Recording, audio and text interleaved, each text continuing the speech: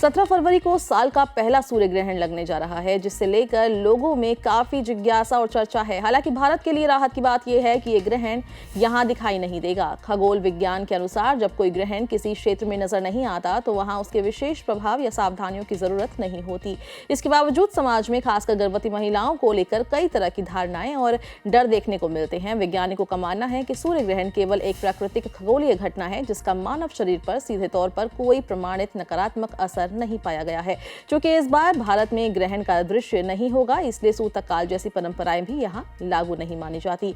ऐसे में गर्भवती महिलाओं को अपनी सामान्य दिनचर्या जारी रखने में कोई परेशानी नहीं है। अक्सर परिवारों में ग्रहण के दौरान गर्भवती महिलाओं को कई तरह के नियमों से बांध दिया जाता है, लेकिन विशेषज्ञों की सलाह है कि इस बार अनावश्यक डर से बचे। महिलाएं रोजमर्रा के काम जैसे खाना बनाना, सब्जी काटना या घर के अन्य कार्य सामान्य रूप से कर सकती हैं। खाने पीने पर किसी प्रकार की कोई रोक नहीं है और पूजा पाठ या धार्मिक गतिविधियों में भी शामिल होने की पूरी स्वतंत्रता है। अगर बाहर जाना जरूरी है तो भी बिना चिंता के यात्रा की जा सकती है। बच्चों और बुजुर्गों को लेकर भी कई पारंपरिक मान्यताएं प्रचलित है। कुछ लोग मानते हैं कि ग्रहण के दौरान नकारात्मक ऊर्जा बढ़ती है, जिससे स्वास्थ्य प्रभावित हो सकता है। लेकिन इस बार भारत में ग्रहण का दृश्य न होने के कारण बच्चों के खेलने कूदने या पढ़ाई के समय में बदलाव की कोई आवश्यकता नहीं है।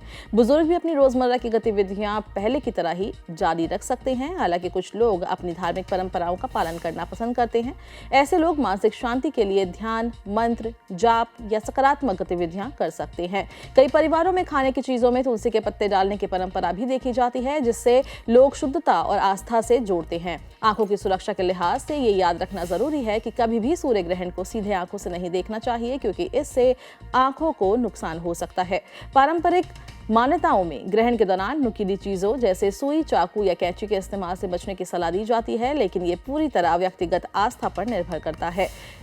इस बार का सूर्य ग्रहण भारत में दिखाई नहीं देगा, इसलिए गर्भवती महिलाएं समेत सभी लोगों को अनावश्यक तनाव लेने की जरूरत नहीं है। बेहतर होगा कि लोग वैज्ञानिक जानकारी को समझें और अपनी सुविधा और विश्वास के अनुसार निर्णय लें।